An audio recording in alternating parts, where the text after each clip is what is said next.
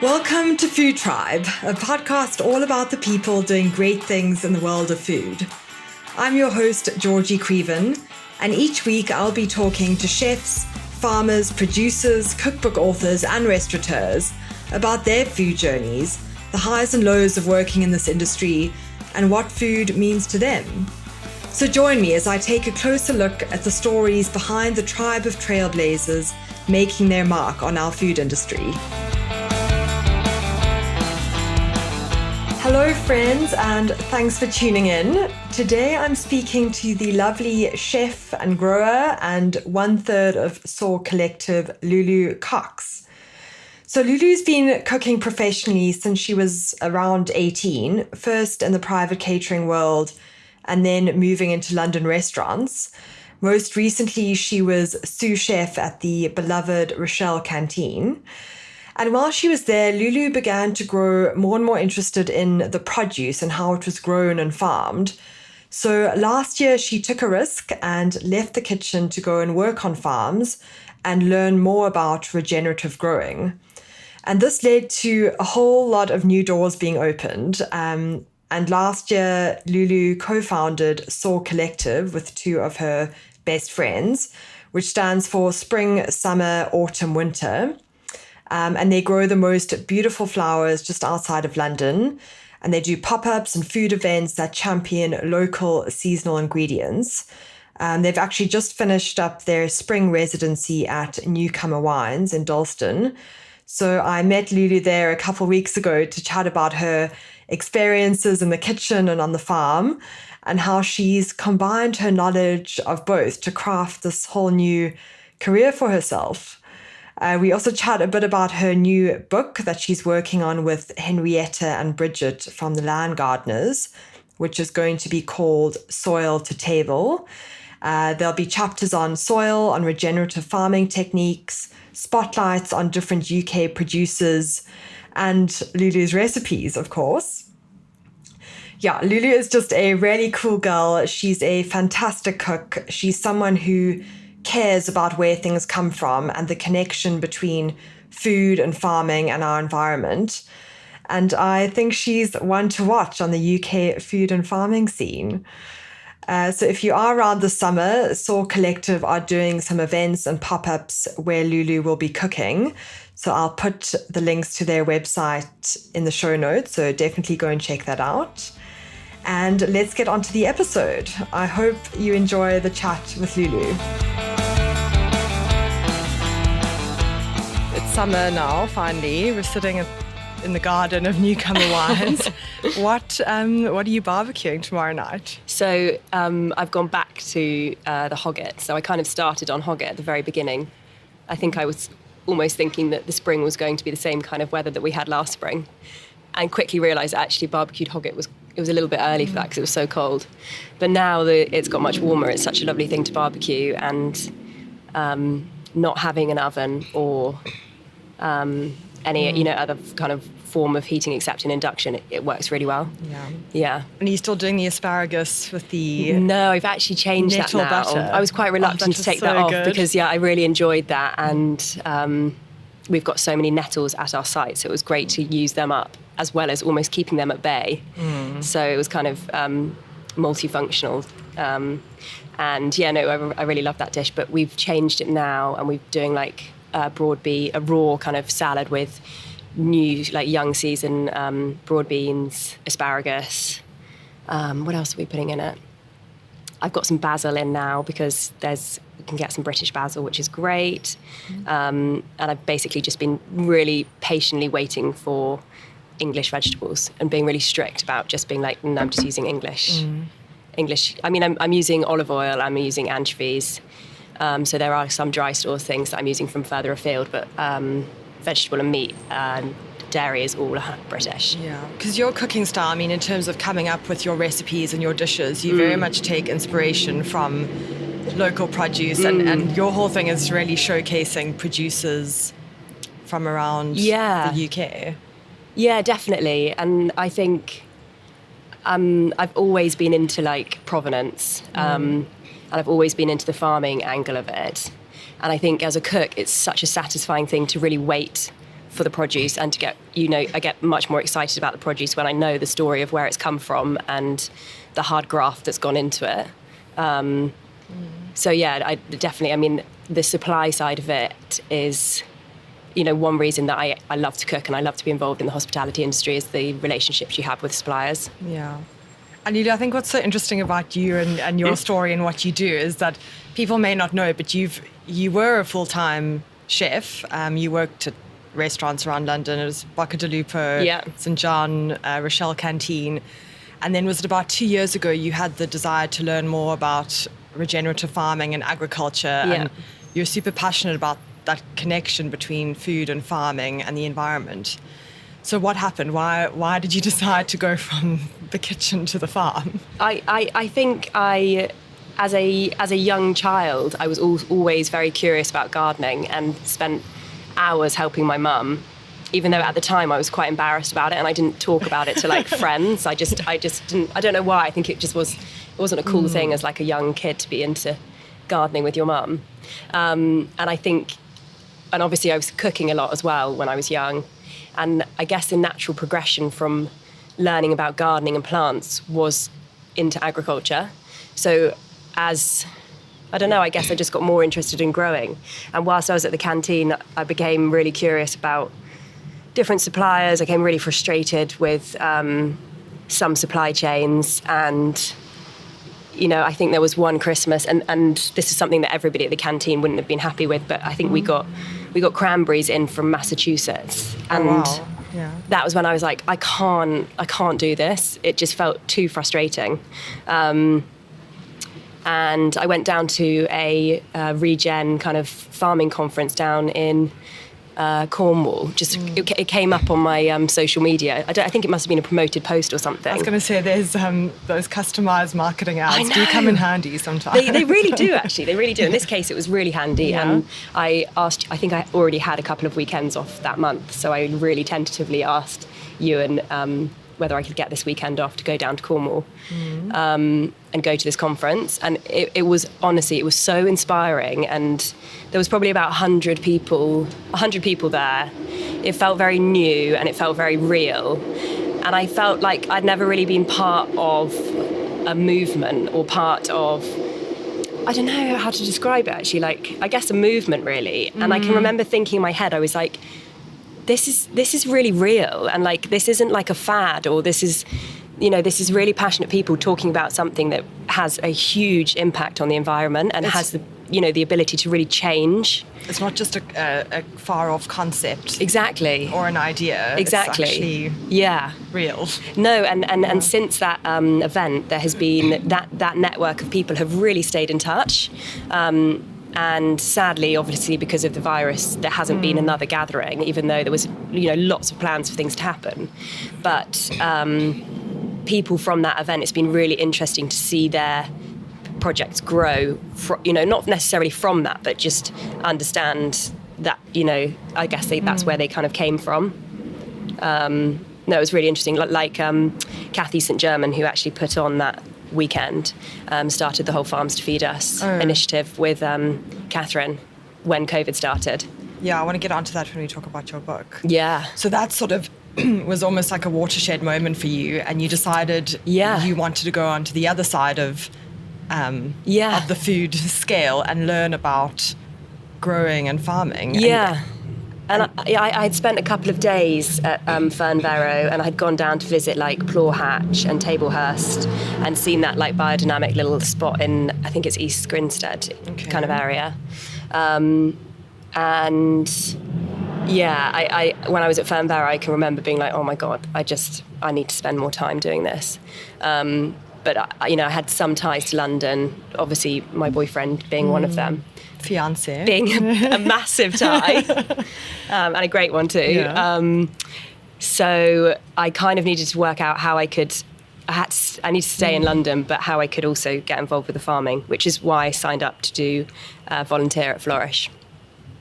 Flourish Produce? Yes. Calixto? Yes. Okay. So that was at the beginning. I left my job in February Was it last year, the year before? Last year. Oh, yeah. So this is all quite new. Yeah. So I left, I think I probably spent a year doing quite a lot of research and reading different agricultural books whilst I was still at the canteen. And then when I decided to leave, which was quite a scary moment because I was leaving without really having much lined up.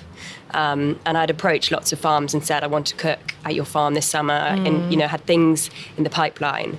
And obviously COVID scuppered all of that. Yeah.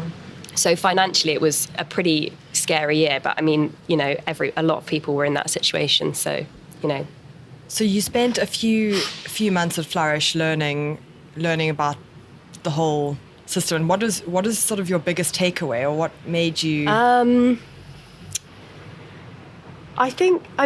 It was an amazing. I think I was there for 3 months in the end. What was my biggest takeaway? I think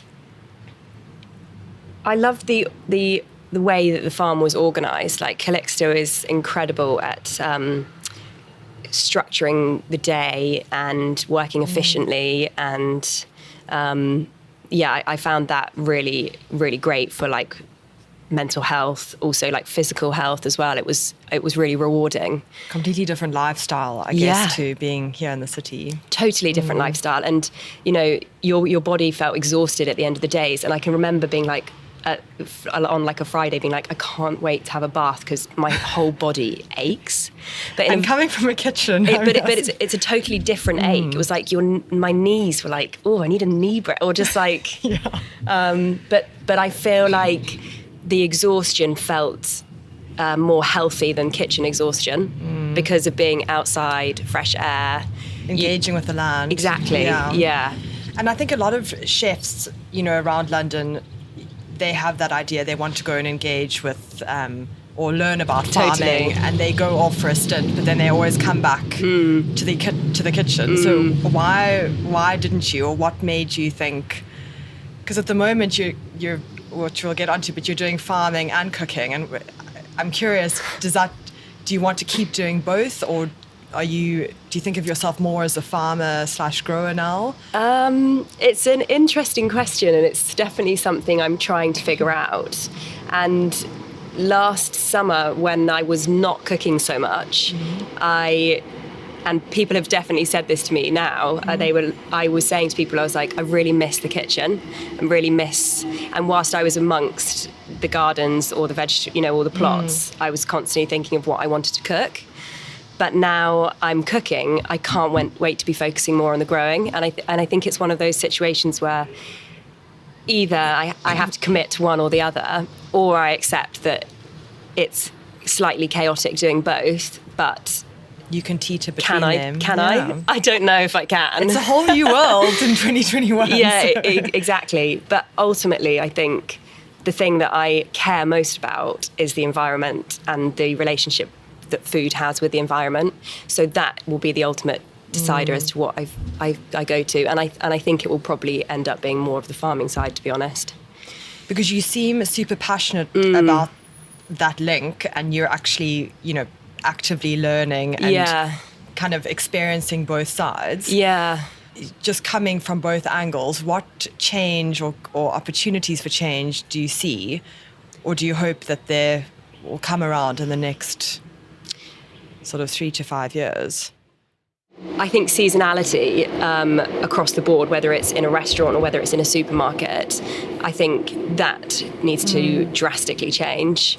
I think packaging needs to drastically change, and I think already it is. Yeah, but to your point, it can't just be a few people on the ground caring and no. But I think even when I went into the supermarket the other day, they were talking about how over the tannoy, they're talking about how everything's going to be compostable or biodegradable packaging, and it's like, wow, that shift has come on quite quickly, I think. It's satisfying that people are talking about it more. Yeah. And I mean, I don't know, I think obviously that we're a long way off, but people caring more about where their food comes from and actually, where did those cranberries come from? I know. I mean, over Christmas time. Can you substitute, or do you need to be flying things halfway across the world? You really don't. I don't think. I don't think there's an excuse for it. I think locality is seriously important. And no, I think I feel quite positive about the fact that there is like a big shift and it's happening. I think one thing that I feel frustrated by is like the situation still with like recycling and food waste and general waste now, because it isn't really that difficult, but it still seems that it's quite common practice not to do it. And it's seen as okay. Sort of just look over. Yeah, we just need to go back to the drawing board and just kind of work it out. But I think I understand as well massively within restaurant industry, like it's a very busy trade. And I understand the challenges massively when you're in the kitchen to be always thinking sustainably, especially when it comes to the fact that you've always got very short-term deadlines. And it has been really interesting switching and coming back into a kitchen situation now, because whilst I was just focusing on the growing and the farming, in my head you're thinking about these scenarios and you're like, why can't we be doing it like this, or couldn't we be doing it like this? And then when you switch and you see it from the other side, you see the realities of the challenges, which I think is really important to see both sides. And in terms of, because I think a lot of people haven't had the opportunity to see and experience both sides of the food spectrum. Obviously it's all linked. Yeah, but totally. What do you see opportunities for chefs and farmers to better partner or work together? Yeah, totally. And I think there are like some incredible relationships already. Like I suppose just looking at Calixta and Flourish and what she's built.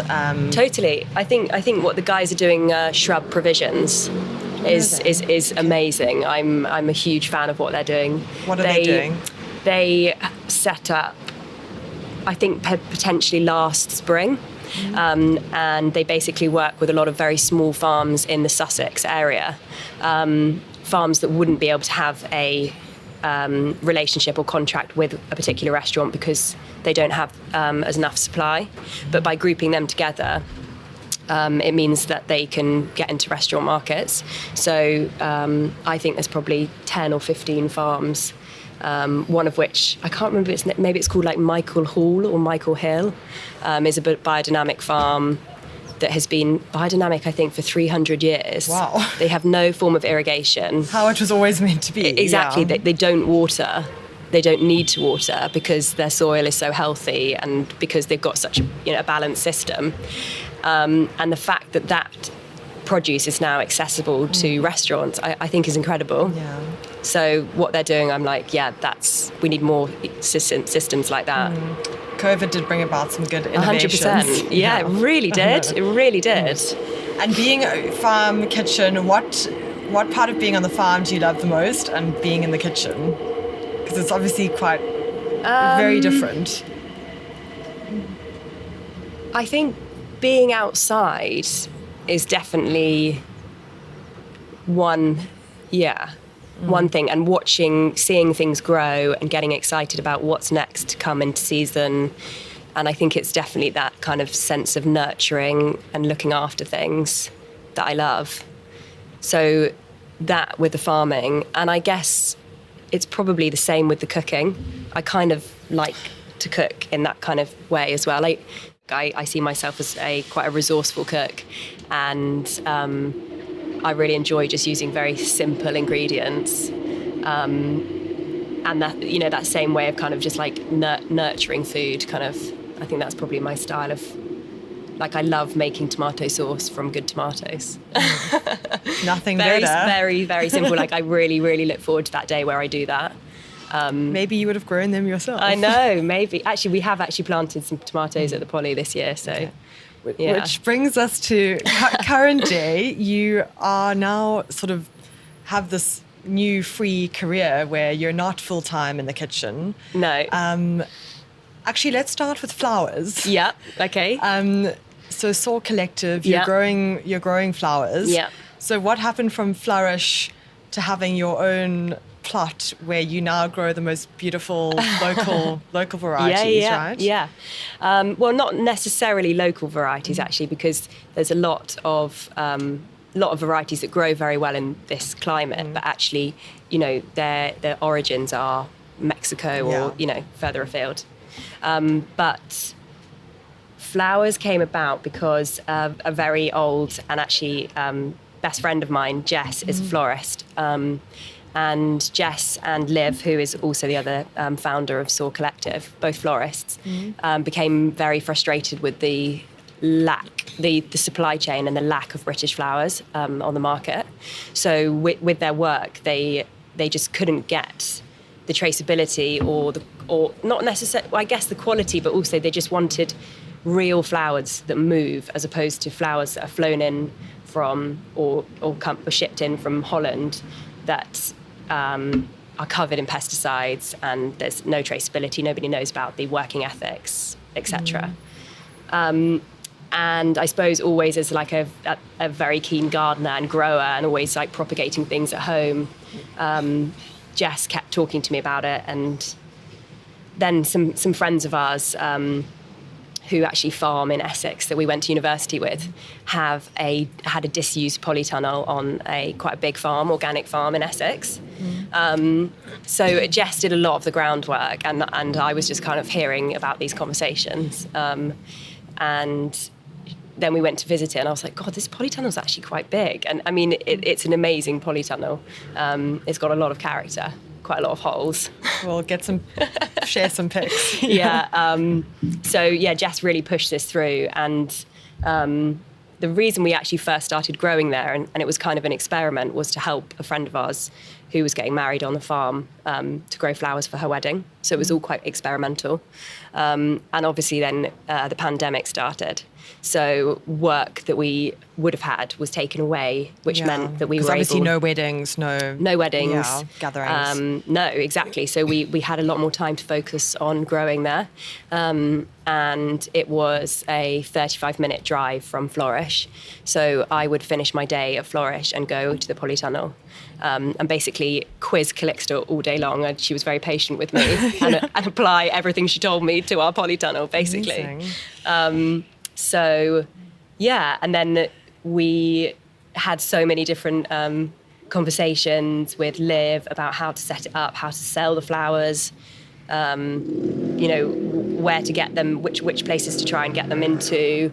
And then we started selling them in London. It must be so satisfying growing flowers, though. It's like the most beautiful thing you can grow. Yeah, it really is. It's amazing. And right now, like the amount of insects and the amount of insects in the poly is amazing to see, actually. It's really cool. So and you mentioned you were growing tomatoes and you're starting to grow other things. Do you think the flowers, that's just been the initial sort of experiment? Do you want to start farming and growing I do. other produce? I do. And we've flitted between it. I think at the moment, the difficulty is that it isn't on our doorstep. And we've been so lucky to have this polytunnel, and we've got a bit of space outside as well. But it takes an hour to get there. And I'm somebody who wants to get obsessed and be there 24/7, and I can't be because of the distance. So unless we're able to find somewhere in London to grow, it's not on the cards for right now. No, it's not on the cards to really expand right now, unless an opportunity comes up which makes it much more, makes the transport much easier, basically. But I think this is such an exciting time for you. It's like COVID almost gave you this opportunity to go and learn about farming and growing. You thought you may have come back to the kitchen, but now you're involved with all these other projects. I know you're also working on a book with the land gardeners called From Soil to Table. Yeah, I think that is the confirmed title now. Okay. So I suppose with the land gardeners, they are based...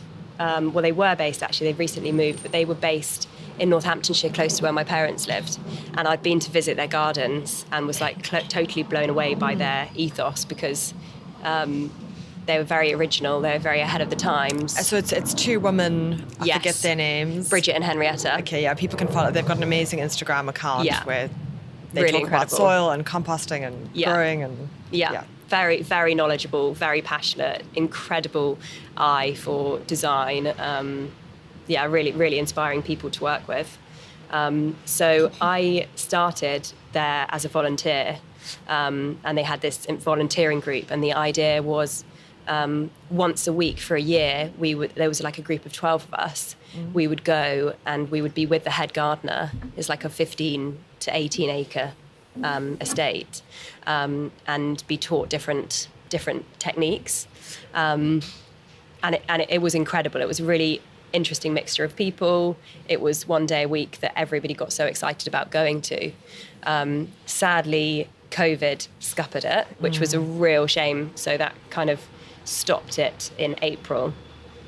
And then when I finished volunteering at Flourish, I got in contact with Bridget and basically said, have you got any work? Because I don't have a job. And she was like, oh, well, we've started doing this compost project. It's going 1,000,000 miles an hour. It's seriously exciting. Katie, who works for them full time, has been really getting it off the ground.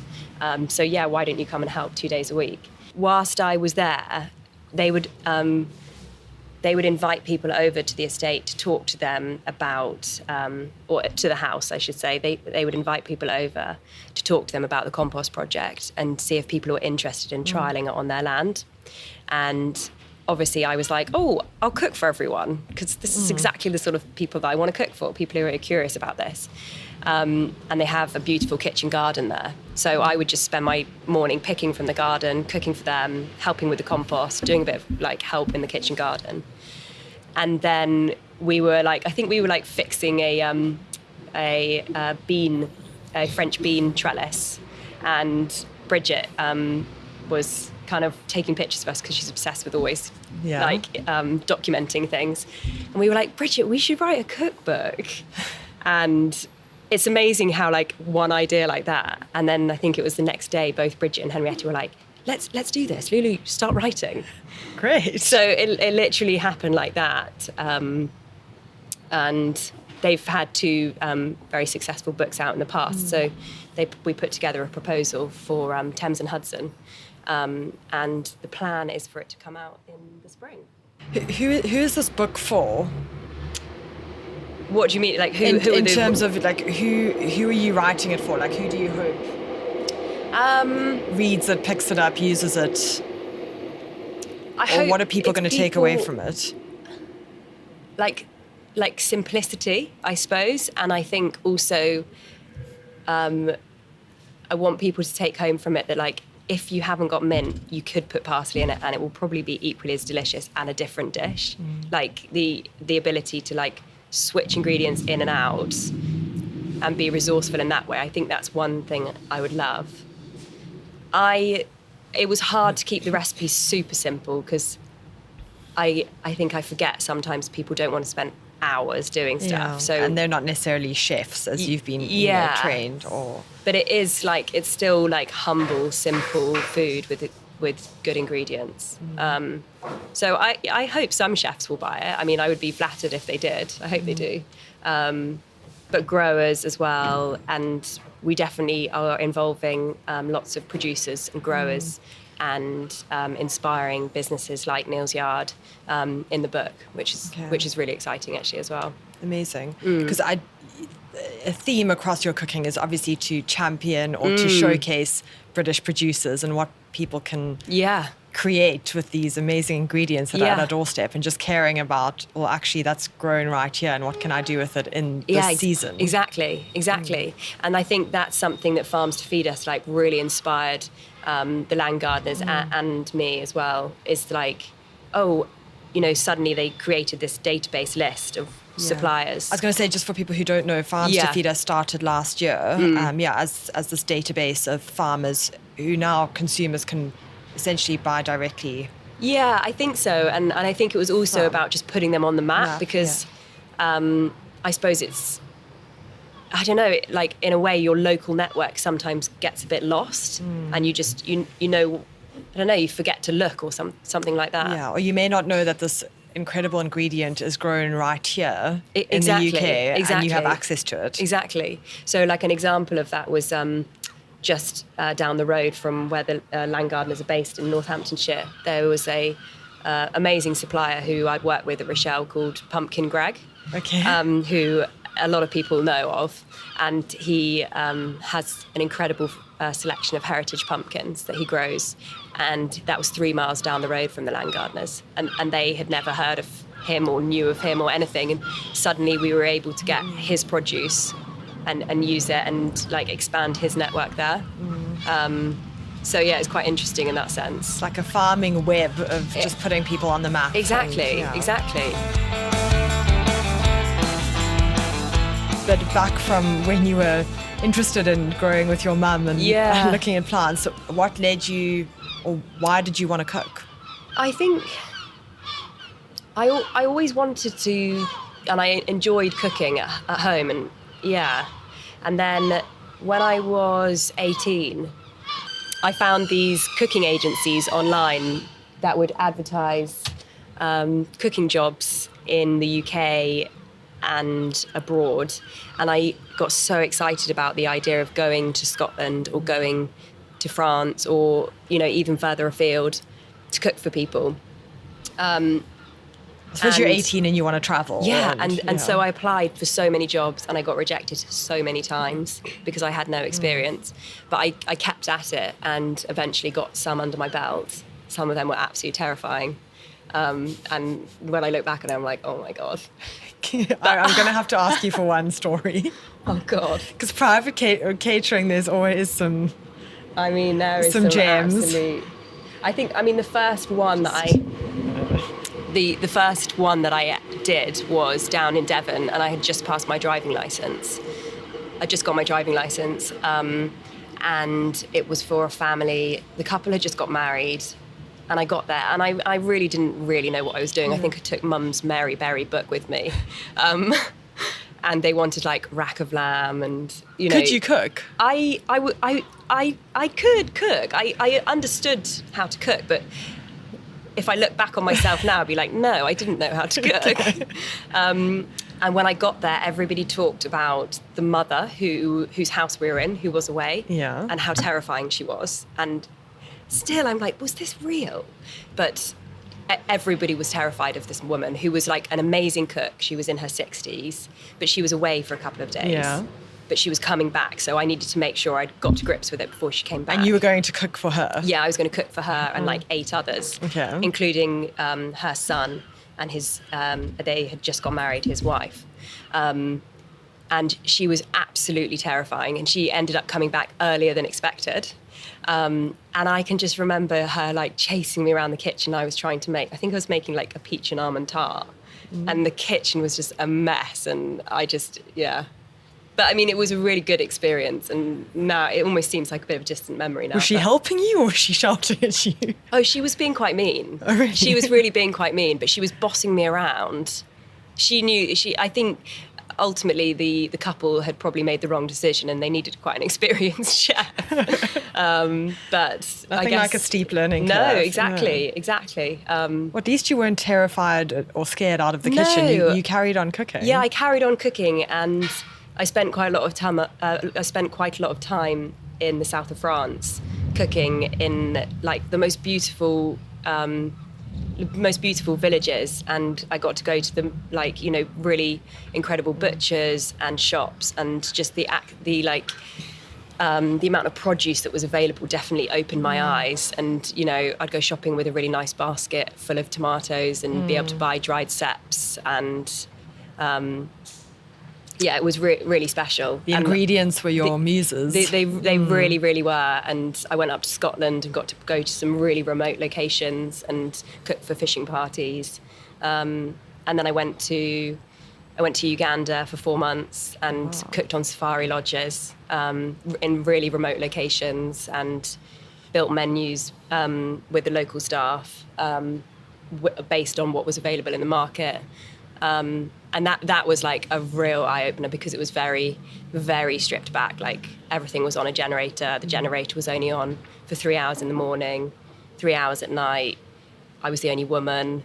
So it was quite an experience, but I absolutely loved it. Yeah, I'm sure. I was going to say, because cooking in a professional kitchen versus private catering at different locations, it's a different, you need to problem solve and be on your feet. And it is, but it's such a good experience, because it just means that you can adapt to different equipment, and you're not fussed if, I don't know, if you're cooking on a charcoal, or if the oven door doesn't really close properly, or like, you know, you just, I think adapt it's such a, and get on with it. Yeah, and I think I quite enjoy problem solving, and I enjoy the resourcefulness of it.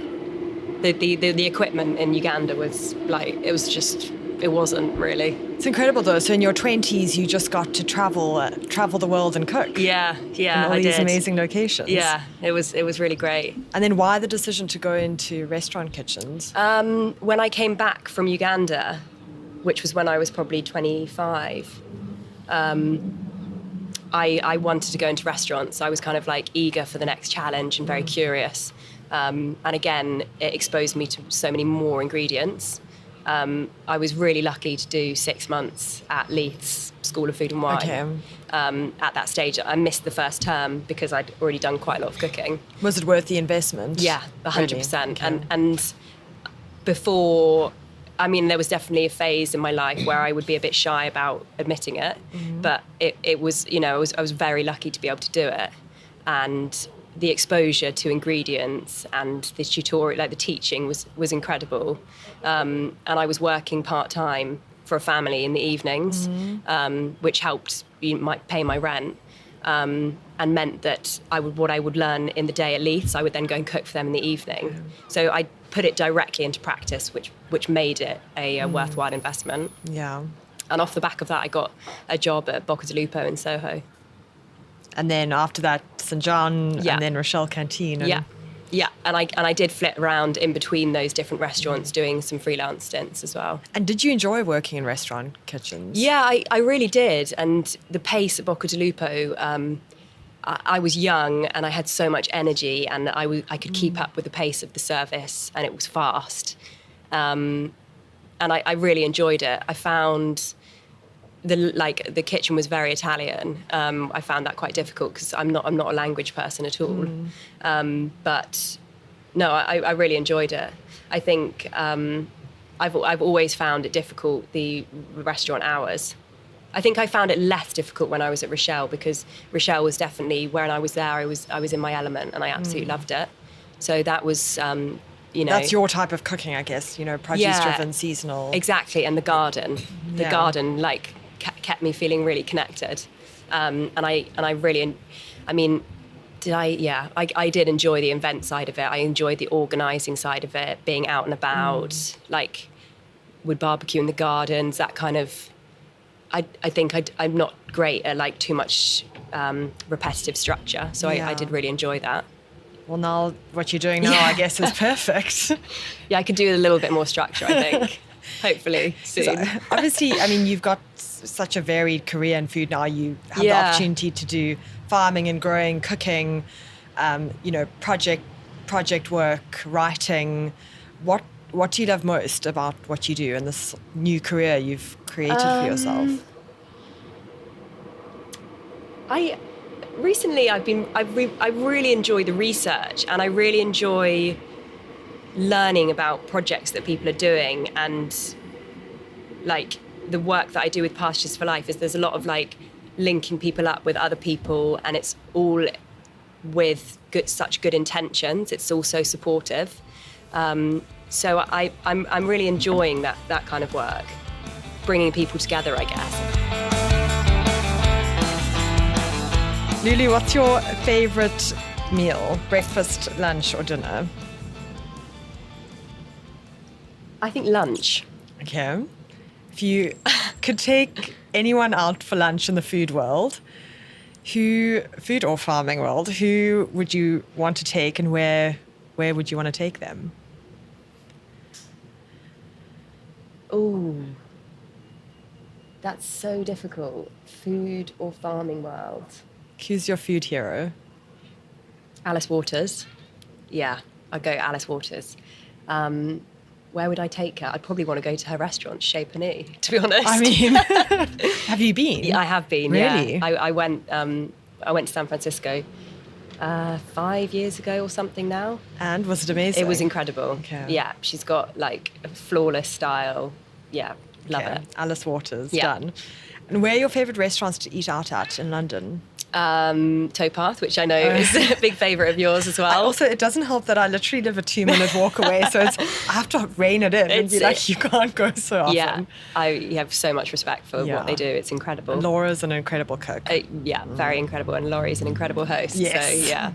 So so Towpath is a big favourite. Quality wines, I absolutely love. Nick's food, it's amazing. Where else is my favourite? I haven't actually eaten there, but I'm sure Cafe Deco is going to be a favourite as well. Yes, I need to go there. I haven't been yet. Yeah. Okay. So many good, I mean, it's just so nice to see places opening and new places popping up. Yeah, which is and good. I'm very excited about Max Roche's restaurant that's opening cafe. I think it's called Cafe Cecilia. In terms of your dishes, do you have one that you're most proud of? It's not really my dish, but I might have tweaked it slightly. But there's a really delicious dish which is based on one of Rachel Roddy's recipes, which is braised rabbit legs with white wine, rosemary, anchovies, and big waxy potatoes. Delicious. Is that going to be in your book? It is actually, yeah. Okay. Yeah. People will have to buy the book to get that recipe. Yeah. 3 ingredients you couldn't live without. Anchovies. I feel guilty because I'm meant to be a really British cook. I know, I can't. I have a tin of anchovies always. Yeah, I also do this weird thing where I go around different shops and I price compare what they charge their anchovies for, because I know what the wholesale price is, so I find that quite interesting. Anchovies, olive oil, and I really like that grey salt, the Selder. I never know how to pronounce it. Selder gur. Ooh, I haven't used that. I always go Malden. It's amazing. Okay. Yeah. Selder salt. Selder something. Okay. Done. Parsley as well, actually. Parsley. Yeah, couldn't live without flat leaf parsley. Delicious. When I came to newcomers, you had this divine parsley salad thing on top of the mussels. Yeah, just like a whole bunch of fresh. Yeah. So good. Yeah. Green, amber, red lists aside, where's top of your travel list? Oh.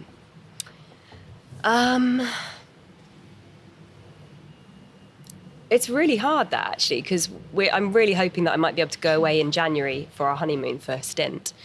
And I'd really love to go. I've been before, luckily, years ago, but I'd love to go back to Colombia. Ooh. South America's next on my list. I've never been. Yeah. That's amazing. It's another world. Yeah. Okay. Yeah. Fingers crossed. Yeah, exactly. Yeah. Let's see. What are you most looking forward to for the summer ahead? I'm getting married in August. Yeah. What am I most looking forward to? We're going to Scotland after we get married. Amazing. In a camper van, and hopefully going up to the islands on the west coast. Wow. So I'm really excited about that. And so you're going to take some time off? Take some time off, get some fresh seafood, and take a little barbecue with us. I'm really excited about that. Who barbecues, you or Tom? Actually, we work together quite well. He's quite patient with me trying to be probably over ambitious when we've literally got like a tiny little barbecue. I'm really excited about the events that we've got coming up as well. Yeah. I was going to say, so where can people find out about what you're doing, find out about how they can buy your flowers? So, which are beautiful, by the way. So I know they should be. They're coming in today, actually. Shame there's not more here now. Our website on the Soar Collective website is, and that's SSAW. Yeah, it's an anagram for spring, summer, autumn, winter, which I always have to explain when trying to order something on the phone. When they like, how do you spell that? So yeah, all of our tickets for events are on there. Well, people need to look out for your book coming in. Yes, definitely. Spring next year. Soil to Table. Soil to Table. I think the plan is April, May next year. Okay. Well, Lulu, I love your food. I love what you're doing. I think it's amazing that you are on a mission and you're actually actively engaging in all these different areas of food. And yeah, people need to check you out. And I hope to see you again soon. Oh no, thank you. It's been a pleasure to talk about it. Thanks as always for tuning in. You can find all Lulu's links in the show notes.